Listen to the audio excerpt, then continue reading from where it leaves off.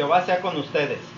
Te bendiga. Vamos pues a continuar, y como les había comentado mis hermanos, pues realmente lo que vamos a hacer ahorita, a poner, va a ser unas conclusiones. Permítanme, déjenme poner esta. Ay, perdón.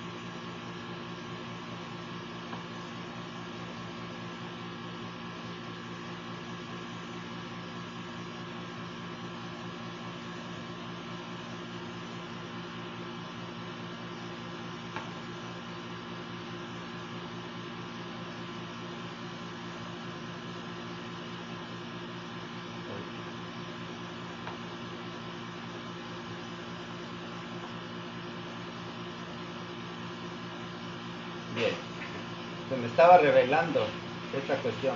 Bueno, como les decía mis hermanos, vamos a sacar algunas conclusiones del estudio que hemos dado o que hemos estado en estos últimos días que me ha tocado la guardia, y que pues básicamente podríamos decir que a final de cuentas se trató de dos temas fundamentales.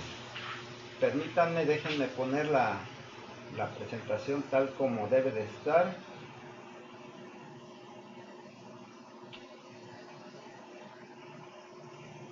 Ese es el tema que vimos.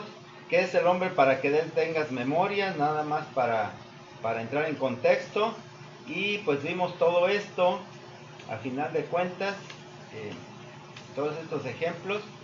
Y nos quedamos al final con estas dos teorías respecto del origen del hombre: la teoría creacionista fundamentada en la Biblia, y la evolucionista que la sustenta la ciencia.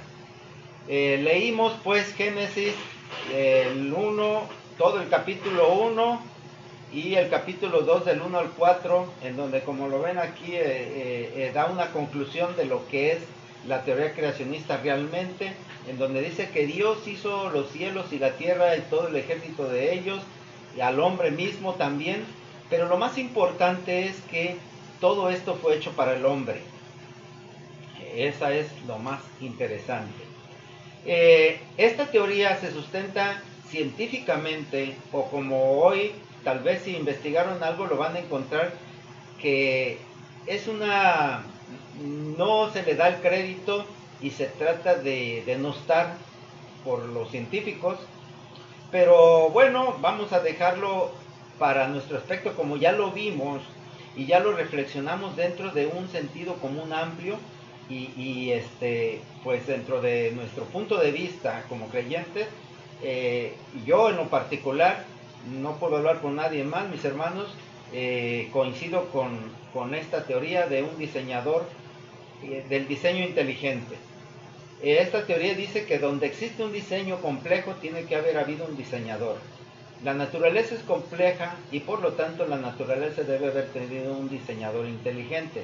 En este caso sabemos que es nuestro Dios, y vimos aquí que hay dos postulados, que son la complejidad irreducible y la complejidad especificada, que a final de cuentas no importa mucho todo lo que conlleva esta teoría, porque a final de cuentas pues la han desacreditado mucho en función de que no perjudique la teoría evolucionista.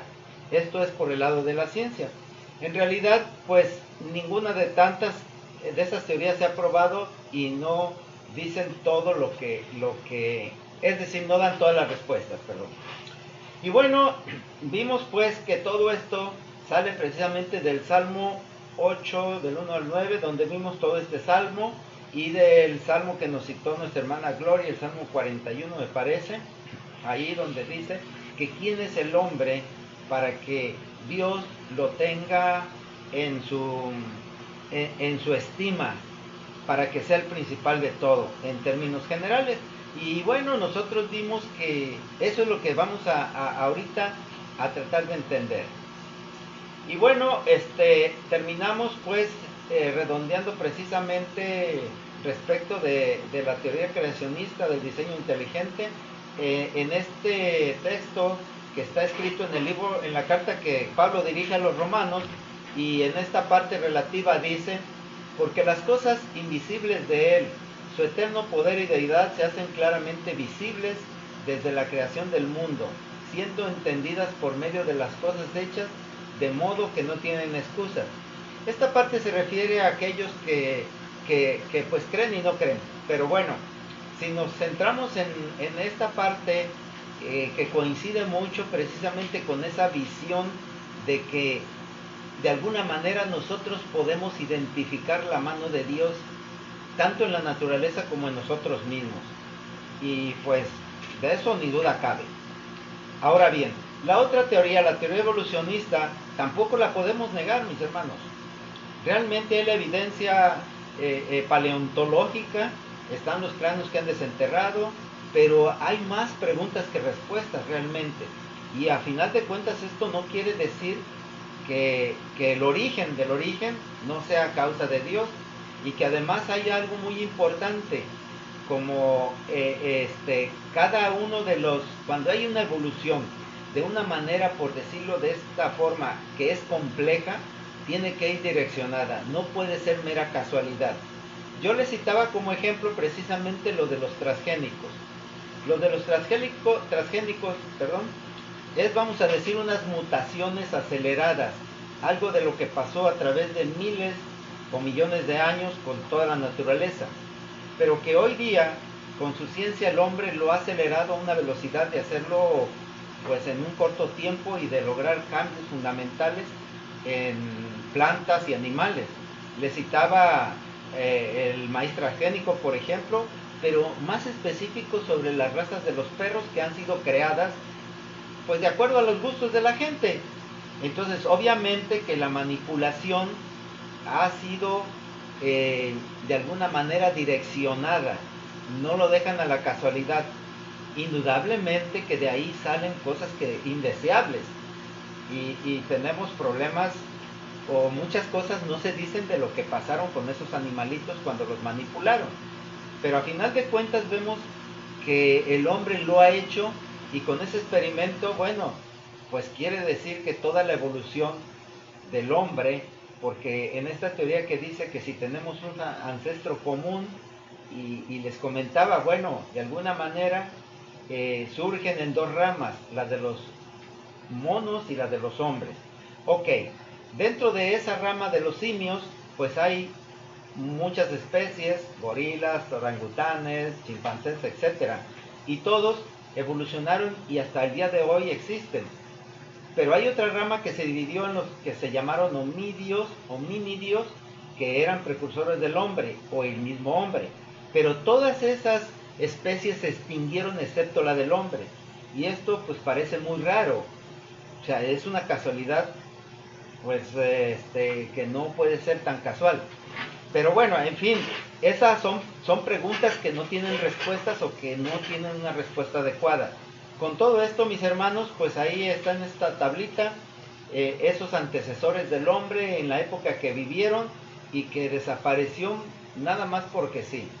Pero yo aquí nada más, a modo de comentario, les digo que ha habido extinciones, y que el mismo hombre está relatada una extinción casi total, excepto por una familia de la faz de la tierra. Entonces no sería extraño que todos estos pues hubieran desaparecido de alguna manera.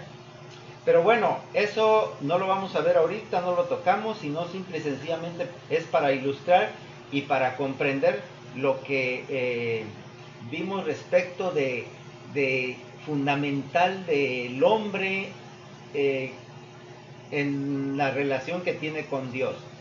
Así que entonces de todo esto vamos a llegar a esas conclusiones, y antes de sacarlas, mis hermanos, yo les preguntaría si tienen alguna pregunta o algo que quieran a comentar. Adelante, el que quiera hacerlo, alce su mano.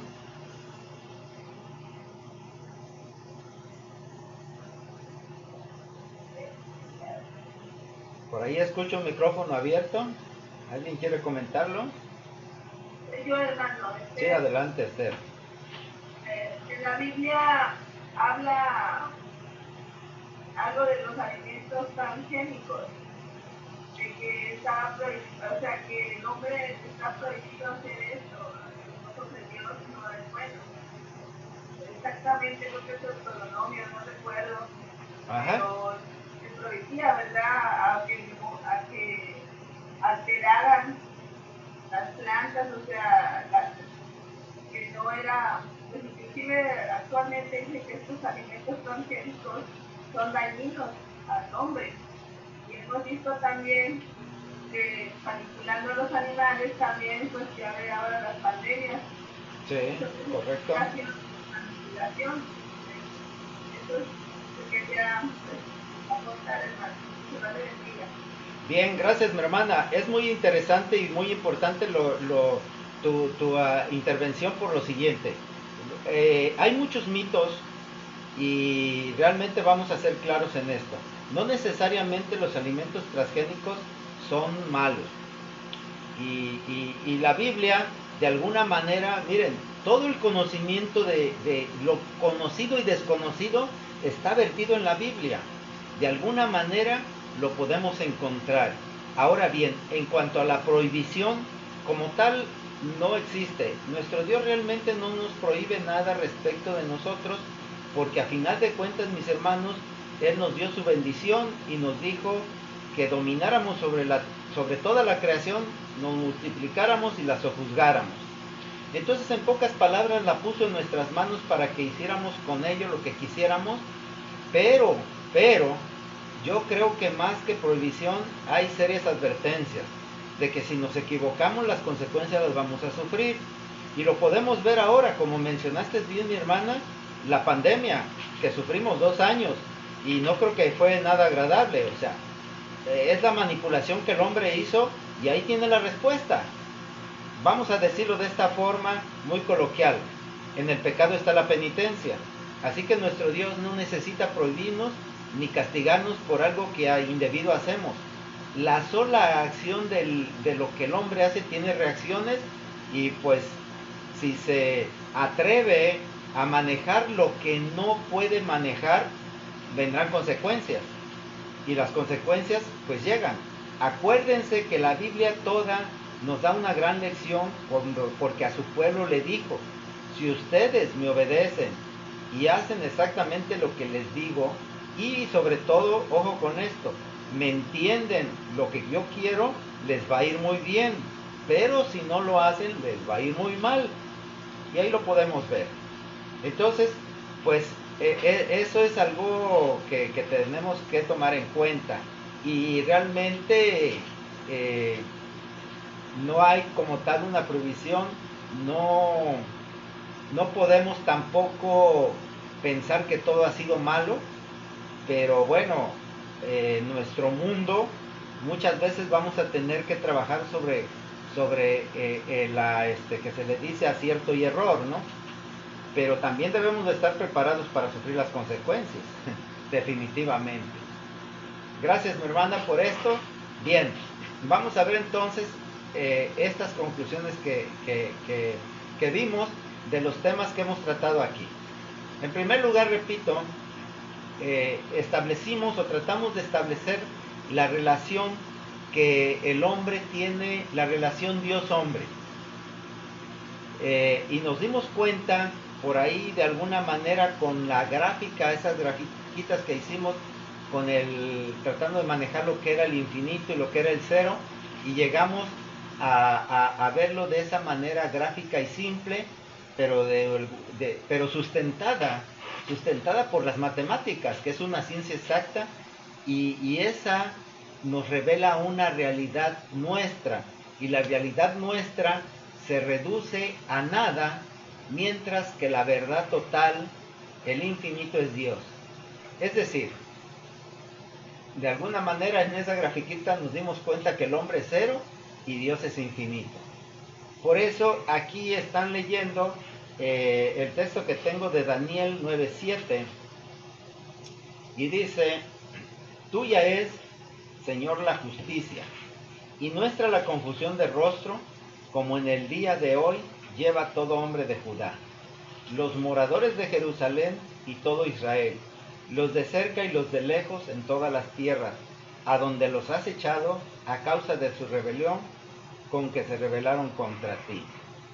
Bien, aquí de esta oración que Daniel hace a nuestro Dios, es muy interesante. Si ustedes tienen su Biblia y la tienen abierta aquí en Daniel 9, y van a ver que este capítulo es en particular muy interesante, pero es muy conmovedor, porque habla de una gran profecía de la venida de nuestro Señor Jesucristo, de la primera y de la segunda, y del fin de las cosas dentro de esto. Y bueno, aquí precisamente en esta parte relativa, en donde él afirma y se da cuenta de lo que nosotros deducimos, y lo expresa en esta frase que a mí siempre la llevo bien grabada. Es: Señor, tuya es la justicia y nuestra la confusión de rostro. Tú tienes la verdad, nosotros nada sabemos. Entonces, esa es una conclusión, se los repito, mis hermanos, muy personal, pero la comparto con ustedes en este tema que estamos llevando y a través de esa gráfica que les puse.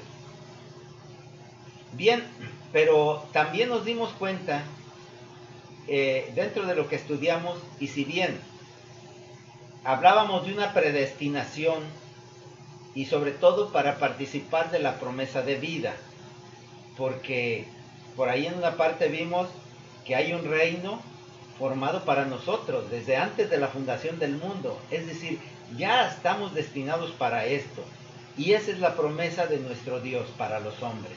Y de esa promesa de vida celestial, para conseguirla, mis hermanos, primero debemos pasar por esta, yo no sé si llamarle prueba, yo no sé si llamarle entrenamiento, no sé realmente, les voy a ser sincero, de pasar por la vida carnal, esta que vivimos, y que a final de cuentas es la única realidad que podemos percibir. Sin embargo, como al principio vimos, esta realidad nuestra se reduce prácticamente a nada. Es decir, nos damos cuenta del momento que vivimos, y que ese momento en nuestra vida es tan fugaz como la verdad de nuestra naturaleza carnal. Y esto, pues de alguna manera podemos ver cómo se ilustra en esta lectura de Eclesiastés. Y dice: ¿qué es lo que fue?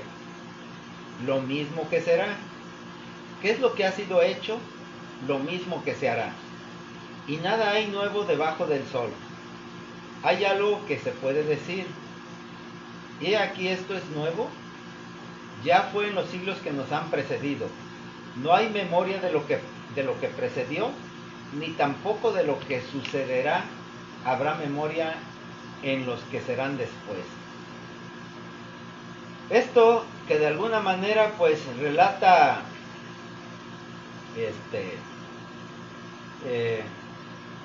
Salomón, el rey Salomón, nos hace ver precisamente esto que nosotros de alguna manera hemos estudiado y lo hemos visto aquí a través de estas gráficas, y de entender la posición nuestra en relación con la de nuestro Dios.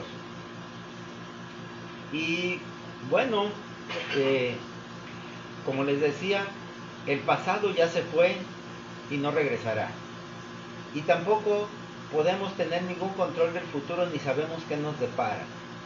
Y que ese instante que estamos viviendo, ese es muy importante, porque a eso se reduce toda nuestra vida.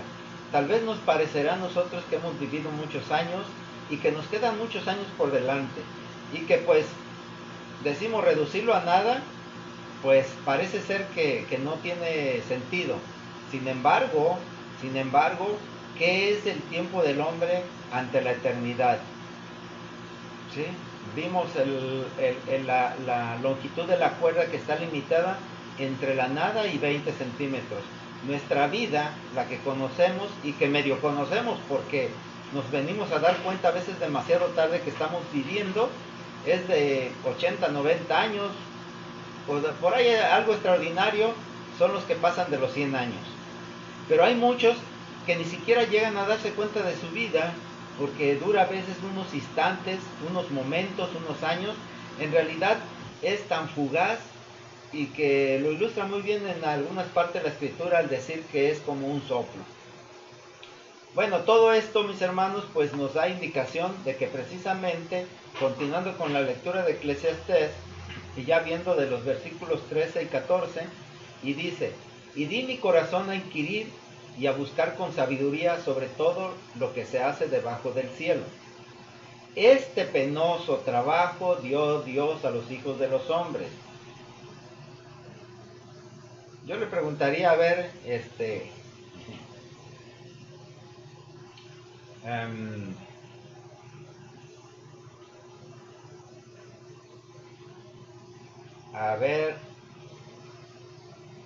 Betsabé, ¿estás ahí, Betsabé? ¿Nos ayudas con algo, Betsabé? Nada más estoy yo, Betsabé no está. Bueno, pues ya te tocó a ti, mi hermano Pablo. ¿Por qué A crees ver. que dice, mira, dice aquí el texto, este penoso trabajo dio Dios a los hijos de los hombres? ¿A qué trabajo crees que se está refiriendo? Al trabajo físico, porque esto pertenece al Antiguo Testamento. Ahí está hablando del trabajo físico. ¿Tú crees que el trabajo físico sea penoso?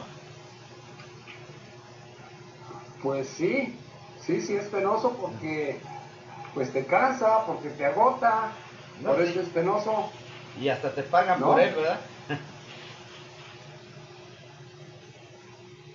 ¿Sí? Sí, yo opino que sí es penoso porque, pues oye, estamos recalientitos en nuestra cama y nos tenemos que levantar a trabajar, entonces sí es penoso, y llegas allá y pues es cansado el trabajo.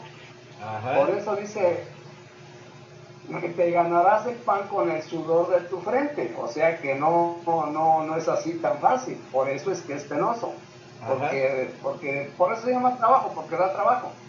Bueno, ¿no? Ok, bien, gracias. ¿Están de acuerdo mis hermanos? ¿Todos están de acuerdo ya, o hay alguien que difiera de nuestro hermano Pablo? No.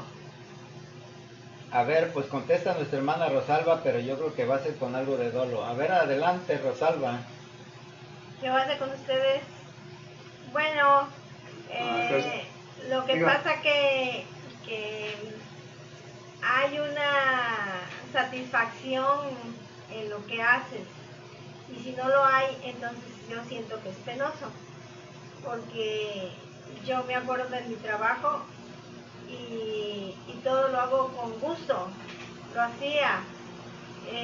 Me hagan de cuenta que me inyectaban energía al yo estar trabajando, porque yo decía, de todos modos lo tengo que hacer, y si lo hago con coraje y con desilusión o con pena, pues entonces va a ser doble trabajo. Mejor que mi trabajo sea grato, sea que me estimule, sea que lo goce, y así fue. Bien. Bueno, ¿qué va a hacer ustedes? Bien, gracias a nuestra hermana Rosalba. ¿Alguien más que quiera comentar sobre esto? Adelante, Pablo, ¿alguna réplica? Bueno, yo quiero comentar algo. Sí, adelante. Yo también he dicho que el trabajo deja satisfacciones, pero no por eso deja de ser penoso, ¿no? Claro, por supuesto, y hay unos porque que bastante más que otros. El trabajo vivimos, de alguna manera todos vivimos el trabajo y aunque es penoso porque, repito, pues es cansado, es agotador, pero sí deja satisfacciones. Y claro, dice Pablo que hagamos el trabajo contentos, gustosos, ¿no? Así es. Entonces, tenemos que hacerlo contentos, ¿no? O sea, nos cansa, nos agota, pero hay que hacerlo de buena manera, eso sí. Bien. ¿Ok? Bien, gracias. Con ustedes. Dios te bendiga, mi hermano. Bueno, nuevamente alguien que quiera aportar algo más y que se haya fijado en este texto y que nos pueda ilustrar realmente a qué se refiere con este penoso trabajo. ¿Ya lo descubrieron?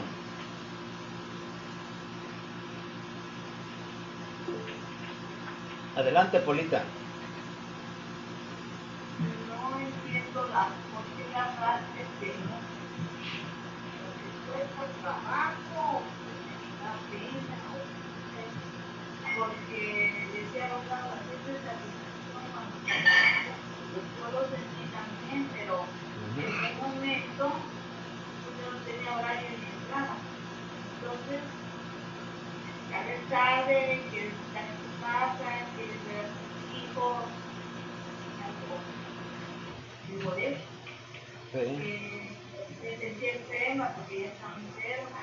Le decía a mi mamá que ya quiero renunciar. Pero ¿cómo, hija? A estas alturas del partido. Y digo, ay, ya me cuesta trabajo pagarme. Las cosas que hago ya no es lo mismo. Entonces, pues sí, y yo, la verdad que estaba en el trabajo, yo no me acordaba de lo mismo. Nada. Estaba concentrada. Estaba mi trabajo, pero a la hora de irme tengo pendiente esto, tengo pendiente otro. Ya no me acordaba y vengo y encuentro y otra vez enfrente de todo lo que vengo. Entonces, eso es el trabajo. Es el trabajo. Pero no entiendo a qué se refiere el tema. Bueno. Bueno, eso ya me lo digo. Ok. Jaime, Sí, adelante, Jaime, adelante, Ricardo. por eso lo puse ahí otra vez. Ajá. Fíjate que es correcto, cuando nosotros tenemos la fortuna de tener un trabajo agradable, claro, y que nos guste, pues qué bonito, ¿no? Sí, claro. Pero no todos los trabajos son de esa manera. Así es. Se me vino a la mente aquel tipo que mata cerdos o mata vacas, y ese es su trabajo y no tiene otra manera de cómo subsistir, o aquel tipo que tiene que lavar los baños todos los días, ¿no? Sí. Y te encuentras con muchas cosas en los baños que no son agradables de todo. Entonces, no siempre los trabajos son buenos, digo, son agradables, pero pues el Señor ahora sí que nos corona cuando tenemos trabajos que nos gustan. Así es, así es. Bien, gracias. Bueno, miren mis hermanos, es bien simple. Si leemos con cuidado aquí este versículo, vamos a ver que comienza y dice así: y di mi corazón a inquirir y a buscar con sabiduría todo lo que se hace debajo del cielo. Eso que está diciendo Salomón, dice, este es el penoso trabajo que dio Dios a los hijos de los hombres. El conocimiento, el buscar la sabiduría, no el trabajo manual. ¿Sí? Ese es el adquirir la ciencia. Acuérdense que el principal problema que tiene el hombre y que ha causado el conflicto precisamente para con Dios es a través precisamente de querer saber las cosas, de querer saber todo. Ese fue el primer conflicto que tuvo el hombre con Dios. ¿Sí? Al adquirir conocimiento, al adquirir esa capacidad de razonar, de inteligencia, pues de ahí a partir es lo que el hombre ha hecho, y ya lo decía, que se equivoca y las consecuencias a veces son terribles. Y aquí mismo el texto lo dice, es bien claro. Dice Salomón, yo me propuse cuestionar y buscar con sabiduría las cosas que hay en el mundo, entender la creación, y dice, esto es el trabajo, por cierto, penoso, que Dios nos ha dado, que entendamos nuestro entorno. Y añade todo y dice, miré todas las obras que se hacen debajo del sol, y aquí todo ello es vanidad y aflicción de espíritu. Y ahora esto lo vamos a relacionar precisamente que ese conocimiento que el hombre adquiere, toda la ciencia, las tecnologías y todo lo lleva a que lleve un cierto rol de vida, es decir, actividades que a final de cuentas, pues todo se va a quedar. Podemos Ahorita me comentaba Rosalba que hay un grupo de personas que pidieron que los congelaran para que en un futuro, si era posible curar las enfermedades que tienen o regenerarlos, pues lo pudieran hacer, pero mientras se quedaban congelados ahí. Y bueno, ese anhelo del hombre, pues realmente eso sí es penoso, eso sí es algo que inquietante.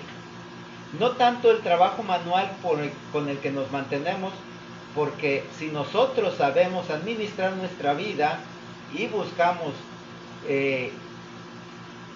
moldear nuestro futuro, vamos a encontrar ahora sí el trabajo que nos gusta hacer y podemos dedicarnos a lo que nos gusta y vamos a gozar de nuestro trabajo.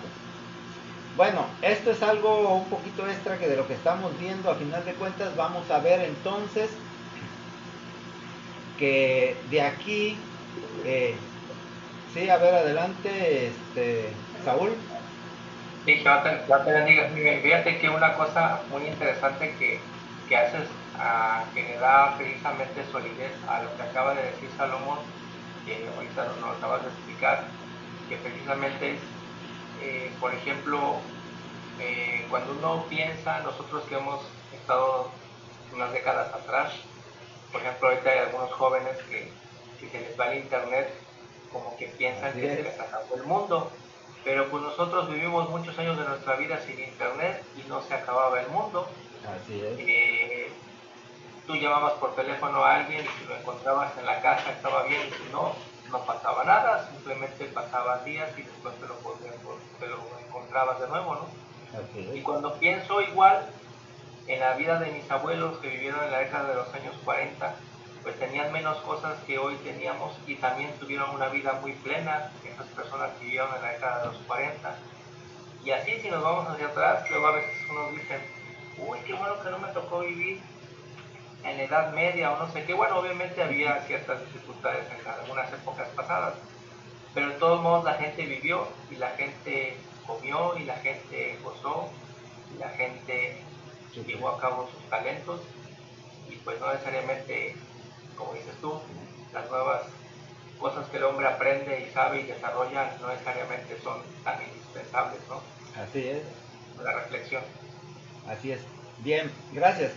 Bueno, entonces fíjense a la conclusión que llegamos. De aquí yo quiero comentarles al respecto de esto.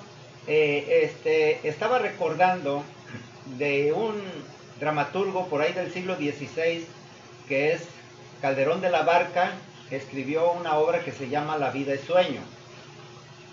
Y esto en síntesis trata sobre la oposición y la dualidad entre el libre albedrío y la predestinación, porque hablábamos de que estamos predestinados y realmente así es, pero también tenemos ese libre albedrío en el que nosotros vamos a decidir si queremos luchar por la promesa de nuestro Dios o si la desechamos.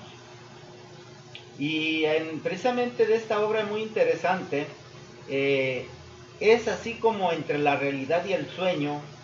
Esto es, vamos a ver que este mundo nos exige que de vez en cuando nosotros nos sustraigamos a él, escapemos al paraíso que construimos en nuestras mentes. Es decir, vivimos una ilusión. No solamente cuando estamos dormidos podemos soñar, a veces soñamos despiertos o a veces tratamos de construir una realidad alterna que sea más fácil manejable y que nos tratamos de evadir de la realidad o la buscamos, no la aceptamos. Todo esto, mis hermanos, quiero decirles que es peligroso confundir la realidad con nuestros sueños y desarrollar ideas que nos llevan a tomar decisiones que realmente no van a resolver las necesidades reales que tenemos. ¿Se acuerdan que yo les comentaba o les cité por ahí una parte en donde dice el profeta que es como el que sueña, que come, pero que cuando despierta sigue teniendo hambre? O que sueña que se sacía su sed, pero cuando despierta sigue teniendo sed. Entonces, como veíamos, pues, esta vida, y como lo evidencia aquí el profeta, el rey Salomón, todo es vanidad, vanidad y aflicción de espíritu. todo el trabajo se va a quedar aquí, nuestro cuerpo se va a quedar aquí, lo que somos se va a quedar aquí. Y en esta obra que escribe Calderón de la Barca es muy interesante. Y a ver, bueno, un minutito y se las voy a comentar, después ustedes la buscan y la ven. Miren, esto trata precisamente de que un rey, el rey de Polonia, consulta un oráculo y el oráculo le dice que su hijo lo va a derrotar y lo va a humillar ante el pueblo. Entonces él decide encerrarlo y encadenarlo, y toda su vida la pasa ahí, el príncipe, y él no conoce otra realidad más que su prisión. Ahí él se lamenta y dice, bueno, yo qué pecado cometí solamente haber nacido para estar en esta prisión. Acuérdense que es un poema.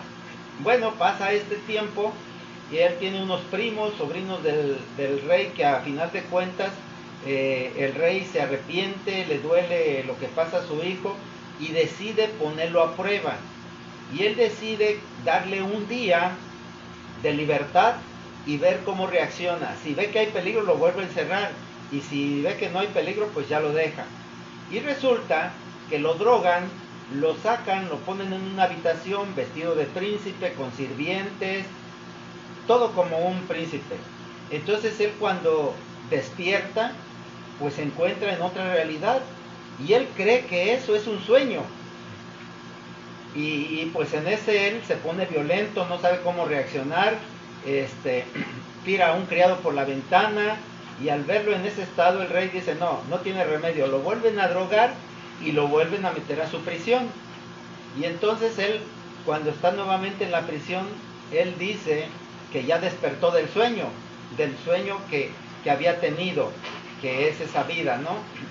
Y él dice, la vida es un sueño y los sueños son. Pero vamos a ver que a veces cuesta trabajo definir bien la realidad que vivimos, y a veces pues parece que las cosas parecieran que es un sueño. A ver, adelante con tu comentario, Verónica. Hola, hermano Jaime, gobernador Generón, sí. Pues yo pienso que la vida, más que un sueño, es algo agradable al ser humano, que somos creados por la naturaleza, ¿no? Por algo más mejor que lo anormal, se puede decir. O sea, fuimos creados por algo muy poderoso, como tú dijiste en tus programas pasados, por algo muy inteligente. O sea, es alguien muy, muy inteligente, que nos quiere dar más inteligencia todavía con la ciencia, con todos los programas de YouTube que vemos. O sea, cada vez me vuelvo más inteligente, yo pienso, porque en YouTube puras cosas positivas, buenas, o sea, que agradan a la mente, y también pongo música de Beethoven, de Mozart, en mi día libre, en mis ratos libres, y me siento muy bien, muy animada, muy fogosa, ¿no? Se podría decir muy estable, o sea, cada vez me siento mejor, cada día. Entonces, pues sí, yo sí creo que alguien inteligente está actuando en mí para que yo sienta esa energía que él me quiere dar. Así es, bien, gracias, muy hermoso lo que dices, mi hermana.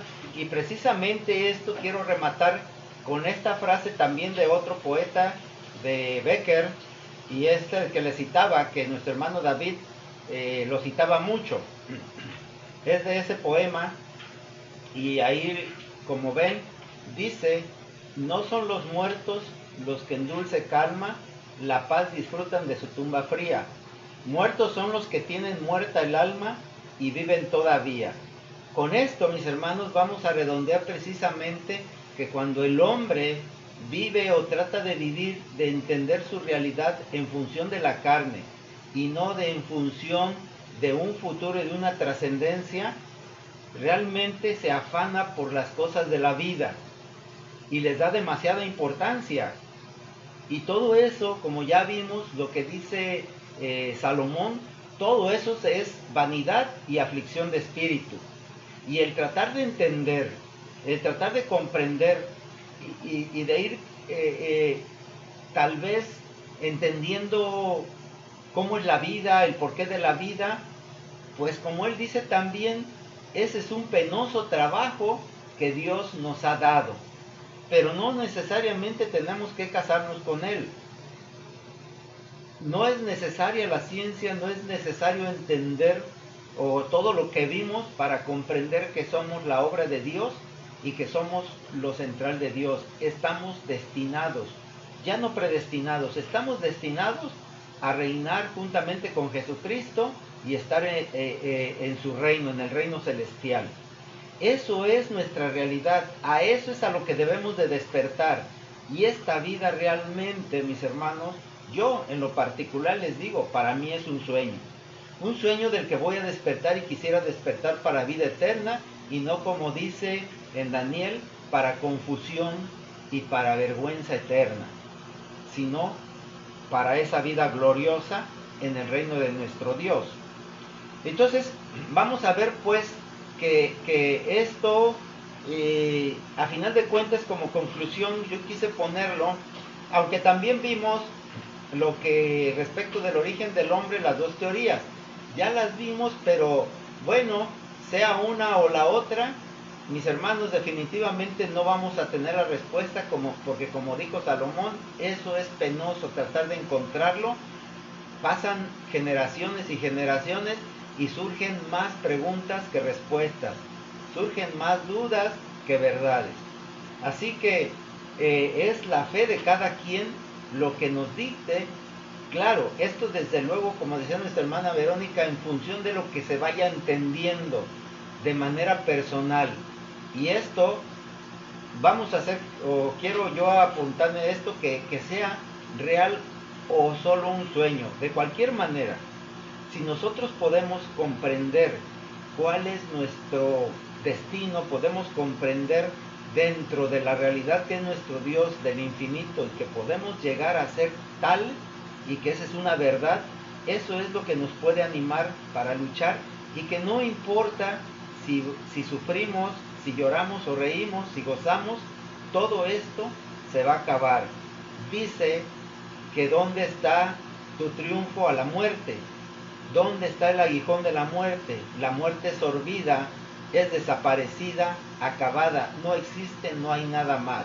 Y si la muerte ya no existe, tampoco existió la vida. Sino que solamente, termino con esto, mis hermanos, despertamos de ese sueño y que sea para vida eterna. ¿Alguien quiere comentar algo?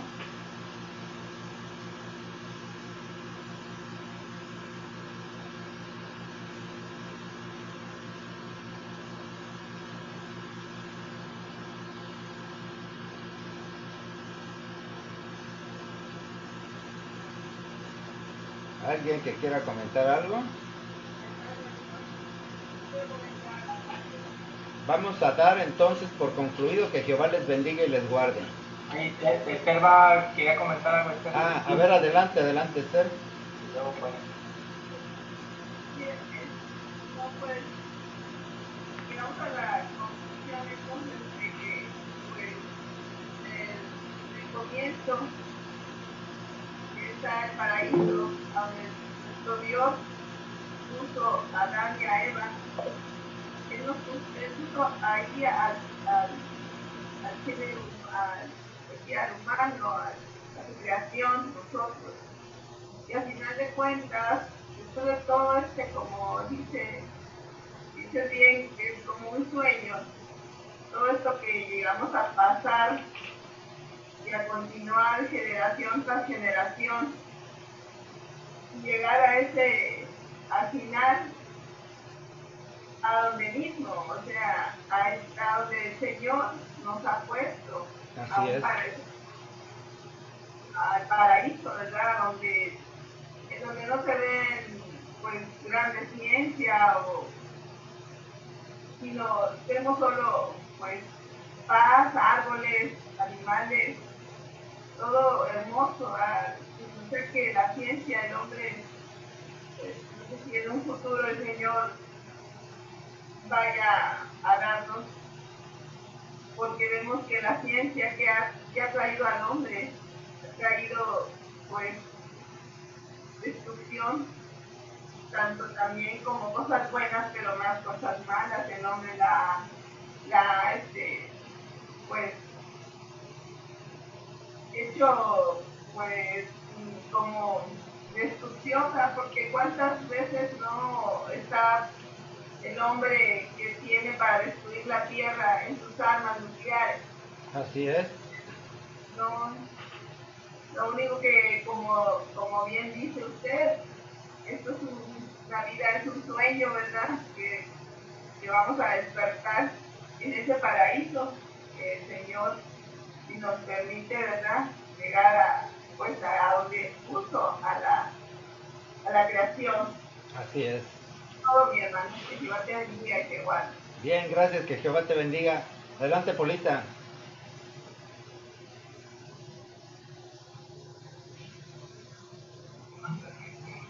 Bueno, es que yo pienso que es una realidad, porque es una realidad, para todos los sueños, para muchos no es su reino, que no van a despertar, para empezar, pues yo pienso que es una realidad, y debería dormir, pero ahorita tengo que batallar muchas cosas para poder enfrentar, aunque duerma, porque si no, pues no voy a ser despertada desde el sueño.